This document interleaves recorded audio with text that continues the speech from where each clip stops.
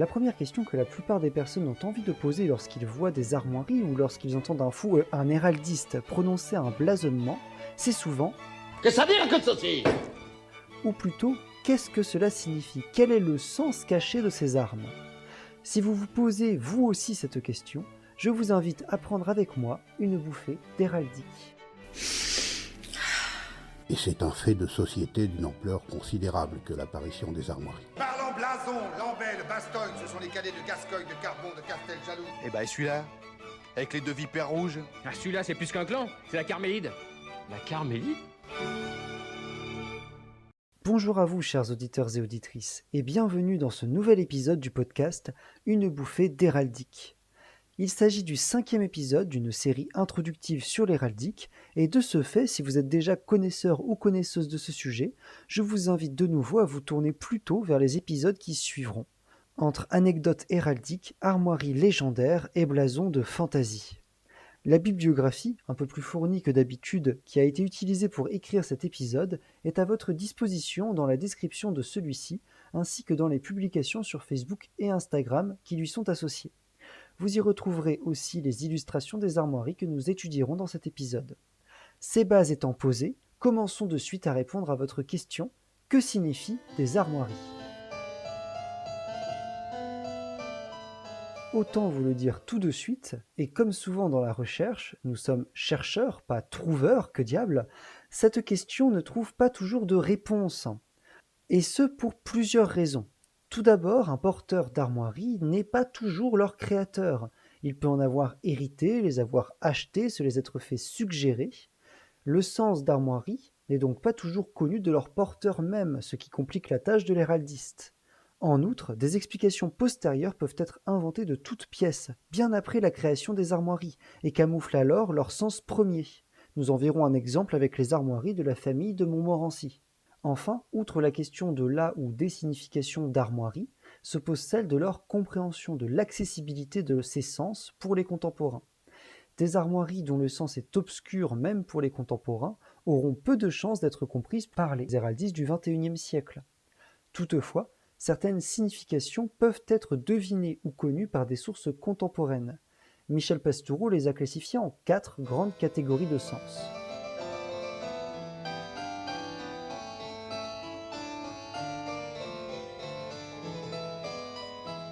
La première de ces catégories est celle des armes parlantes. Il s'agit vraisemblablement du type de signification le plus répandu, et surtout le plus amusant, en tout cas pour les amateurs de jeux de mots ou autres calembours d'où je fais partie. En effet, les armoiries parlantes sont celles qui ont un lien, plus ou moins direct, avec le nom, le sobriquet ou le nom d'une terre appartenant au porteur. Il peut s'agir d'une relation directe, étymologique, comme pour les armoiries du royaume de Castille, au XIIe et XIIIe siècle, de gueules au château d'or, ouverts et ajourés d'azur, c'est-à-dire dont les portes et les fenêtres sont de couleur bleue. En effet, le nom du royaume de Castille est lié aux nombreux châteaux des castillos en castillan, construits au début du Moyen Âge pour marquer la frontière entre le royaume chrétien du nord de la péninsule ibérique et les territoires d'Al-Andalus musulmans au sud. Les armoiries parlantes peuvent aussi être issues d'une relation phonétique qui n'est pas étymologique. Pour rester en Espagne, c'est le cas du royaume de Léon, à la même période, d'argent au lion de pourpre. En effet, si le nom Léon rappelle bien le mot lion en castillan, son étymologie serait plutôt à rapprocher du mot latin legio, la légion, en référence à la légion VI Victrix, stationnée dans la région dans l'Antiquité. Beaucoup plus drôle, des armoiries parlantes peuvent aussi être de véritables rébus. C'est le cas d'une famille Henneberg, mentionnée dans l'armorial de Zurich, datant du XIVe siècle. Les armoiries de cette famille de la petite noblesse du Saint-Empire romain germanique sont d'or à une poule de sable crétée de gueules, posée sur une colline de Sinople.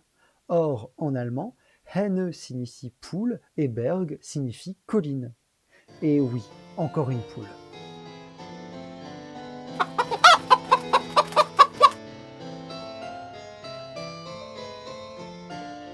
D'autres armoiries parlantes, plus difficiles à identifier, sont beaucoup plus allusives. Prenons comme exemple celle de la famille britannique Maltravers. celle de John Maltravers, geôlier du roi Édouard II après sa chute en 1327 et personnage des rois maudits de Maurice Druon. Ces armoiries sont de sable frotté d'or, c'est-à-dire noir avec des lignes jaunes s'entrecroisant en diagonale sur l'écu.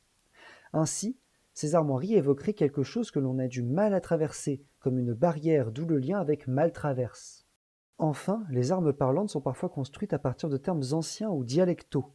Par exemple, si je vous dis que des armes d'argent à l'écureuil rampant de gueule, donc les armes de Nicolas Fouquet, surintendant des finances de Louis XIV déchu en 1661, sont parfaitement parlantes, et même selon une relation directe. Vous penserez que je rêve éveillé. Eh bien non. En effet, le terme Fouquet, en moyen français, signifie bien écureuil selon plusieurs dictionnaires historiques. Un Fouquet, un écureuil, dont on se demande bien jusqu'où ne montera-t-il pas, quo non ascendet, pour reprendre la devise du surintendant malheureux.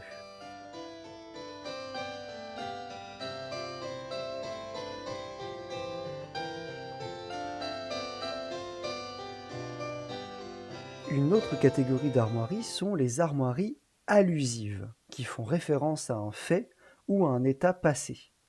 Elles sont très courantes chez les roturiers car les armoiries ne sont pas réservées aux nobles, comme nous le verrons dans un prochain épisode. Les armoiries allusives font alors souvent référence à un métier. C'est le cas par exemple de Jean Pitovin, un maçon parisien qui utilise sur un seau comme armoirie un écu chargé d'un marteau accosté, c'est-à-dire accompagné à ses côtés d'une équerre et d'une truelle, qui sont les outils de son corps de métier. Par sa nature, le seau ne permet cependant aucune assurance quant aux couleurs des armoiries de Jean Pitovin. Mais des nobles peuvent aussi porter de telles armoiries, notamment s'ils sont fraîchement anoblis. C'est le cas d'André Le Nôtre, notamment. Donc un jardinier, il s'agissait plutôt d'un chef de chantier paysagiste et d'un artiste hors pair, attaché à Louis XIV notamment, et à qui l'on doit les jardins du château de Versailles par exemple. En 1675, il est anobli par le roi, qui lui fait alors faire des armoiries de sable au chevron d'or, accompagnées de 3 limaçons d'argent, les 2 du chef adossés et celui de la pointe contourné. Donc, pour ce qui est de la position des limaçons, les 2 du haut sont dos à dos, en regardant donc vers l'extérieur de l'écu, et celui du bas, donc la pointe, est tourné vers Sénestre, la gauche de l'écu, à notre droite à nous. Il est donc contourné, c'est-à-dire qu'il ne regarde pas dans le sens normal, qui est vers dextre, la droite de l'écu, donc notre gauche. Ces armoiries nous sont connues par une seule source, un manuscrit inédit de la Bibliothèque nationale de France, cacheté d'un sceau à ses armes, qui est mentionné par Ernest de Gannet dans sa biographie du jardinier. Toutefois, elles sont aussi recensées dans l'armorial des frères Dauzier, publié en 1696, qui les représente avec des escargots au lieu des limaçons. Escargots, limaçons, quelle est la vérité ? Encore une idée d'épisode pour plus tard.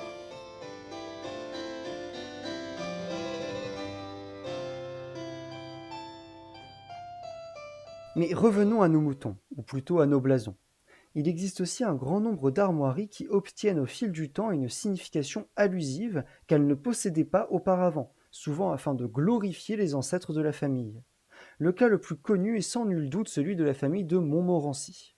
Si, au début du XIIe siècle, ces armes sont d'or à la croix de gueule cantonnées de 4 alérions d'azur, les alérions sont multipliés au début du XIIIe siècle par Mathieu II de Montmorency, comme l'attestent des sceaux de l'époque. Ces armes deviennent donc d'or à la croix de gueule cantonnées de 16 alérions d'azur. Ces armoiries prennent une signification allusive au XVIe siècle au plus tôt, selon Michel Pastoureau, alors que Anne de Montmorency, descendant de Mathieu II, devient maréchal et connétable de France, et veut se raccrocher à un ancêtre illustre. Selon cette légende, Mathieu II de Montmorency aurait capturé 12 bannières ennemies lors de la bataille de Bouvines en 1214, et Philippe Auguste, roi de France, en l'honneur de ce fait d'armes, lui aurait alors accordé d'ajouter 12 alérions aux 4 déjà posés sur ses armoiries. Toutefois, l'historien Dominique Barthélemy montre bien que cette légende ne résiste pas à l'analyse historique, car la capture d'enseignes n'est en réalité pas pratiquée à cette époque, et ne le sera de nouveau, car il s'agit d'une tradition antique au départ, qu'à la Renaissance. En outre, Les troupes opposées à Philippe Auguste ne sont vraisemblablement pas assez nombreuses pour donner un si grand nombre d'enseignes, quand bien même Mathieu II de Montmorency aurait capturé toutes les enseignes des ennemis de Philippe Auguste. Ainsi, bien que le sens premier de ces armoiries nous échappe aujourd'hui, il faut garder à l'esprit que cette légende de Bouvines est bien postérieure.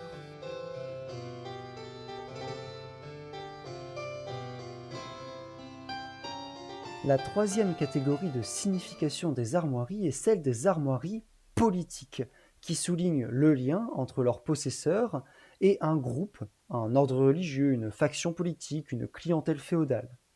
Un exemple bien connu par les historiens est celui de l'opposition entre les armoiries au lion et les armoiries à l'aigle au sein de la sphère d'influence du Saint-Empire romain germanique jusqu'à la fin du XIIIe siècle. Les partisans de l'empereur, appartenant à la faction des Gibelins, portent généralement des armoiries figurant un aigle, rappelant ainsi les armoiries impériales, d'or à l'aigle de sable, becqué, langué et membré de gueule, c'est-à-dire dont le bec, la langue et les pattes sont rouges. Au contraire, les opposants à l'empereur, réunis au sein de la faction des Guelfes, portent souvent un lion. En cas de retournement d'alliance, les armoiries peuvent parfois changer du tout au tout, comme c'est le cas de celle du comté de Bourgogne. À ne pas confondre avec le duché de Bourgogne, le comté de Bourgogne est à peu près l'ancêtre de la Franche-Comté actuelle. En effet, les premières armoiries des comtes de Bourgogne sont de gueule à l'aigle d'argent. Elles marquent leur ralliement à l'empereur, auquel ils sont liés par des liens matrimoniaux depuis le XIIe siècle. Toutefois, au moins dès 1278, selon les Sceaux, le comte Othon IV de Bourgogne tente de se détacher de la suzeraineté impériale et se rapproche de la sphère d'influence française. Il modifie donc ses armoiries pour celles que nous connaissons aujourd'hui à la Franche-Comté, d'azur semé de billettes d'or, au lion d'or couronné du même, armé et lampassé de gueules. Arrêtons-nous sur ce blasonnement. Le champ de l'écu, bleu, est semé de petits rectangles sans nombre coupés par les bords de l'écu, et ces rectangles sont les billettes. Quant au lion, il porte une couronne d'or, une langue et des griffes rouges. Le lion sert donc à marquer ici une opposition à la politique impériale, et l'on peut faire l'hypothèse que les émaux, or et azur, de ces armes servent à rappeler les armoiries du roi de France Philippe III, d'azur semé de fleurs de lys d'or. Et puis, le semé de billettes rappelle diablement le semé de fleurs de lys.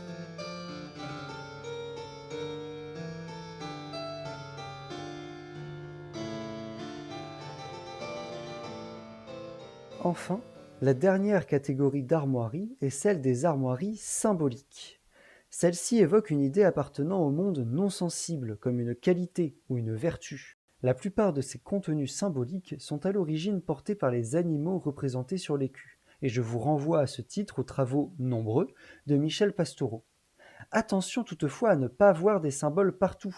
Ce n'est qu'à l'époque moderne, dans le petit monde des théoriciens de l'héraldique, qu'apparaît l'idée d'une association univoque entre une vertu et un meuble, une pièce ou même un émail.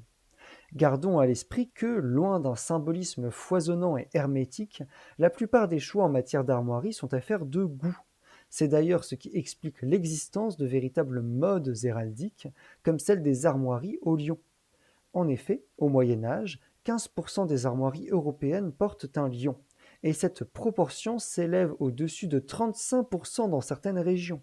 Toutefois, la mode du lion passe peu à peu, et en France, le nombre d'armoiries portant un lion passe de plus de 25% au Moyen-Âge à moins de 8% au XVIIe siècle. Le goût des porteurs d'armoiries n'est donc plus seulement au lion, il se diversifie.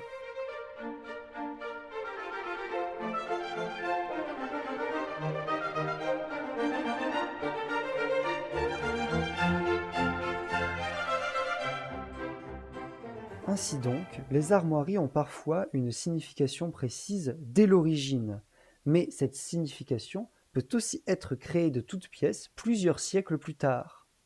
Toutefois, bien souvent, les goûts personnels ont prévalu au choix des figurés et des couleurs de l'écu, et cette signification nous reste en général obscure. Mais cette question de la signification nous a permis de montrer l'historicité de la pratique héraldique, c'est-à-dire ses origines et ses évolutions. C'est pourquoi l'histoire de l'héraldique sera le sujet du prochain épisode de cette série introductive. Celui-ci est à présent terminé et je vous souhaite une bonne journée. À bientôt pour une nouvelle bouffée d'héraldique.